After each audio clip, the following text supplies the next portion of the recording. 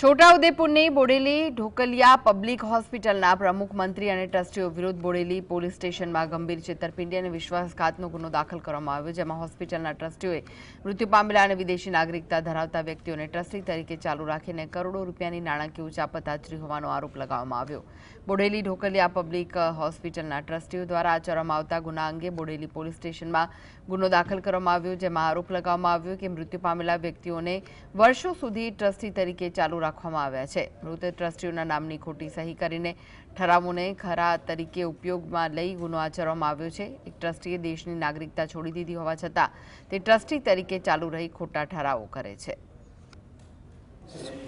Public હોસ્પિટલમાં તો શું છે કે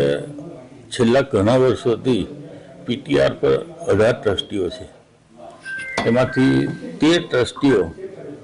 મૃત્યુ પામેલા છે ઘણા વર્ષોથી। હવે 5 રહ્યા એ 5 સભ્યોમાંથી 2 સભ્ય એક્ટિવ નથી। હવે 3 સભ્યોથી એમની મનસૂબી પ્રમાણે કમ્પાઉન્ડો કરી પૈસાનો વ્યય કરી અને આ ચલાવેલું છે। આ બોડેલી ઢોકલિયા હોસ્પિટલ જે છે પબ્લિક હોસ્પિટલ,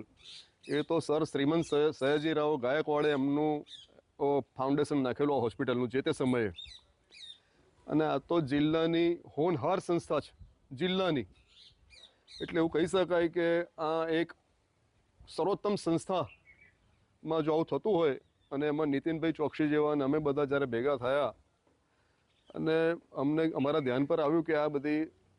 ગેરવહીવટ ચાલી રહ્યો છે, તો અમે જોઈન્ટ ચેરિટી કમિશનરમાં અત્યારે અમારી આ મેટર સબ જ્યુડિશિયલ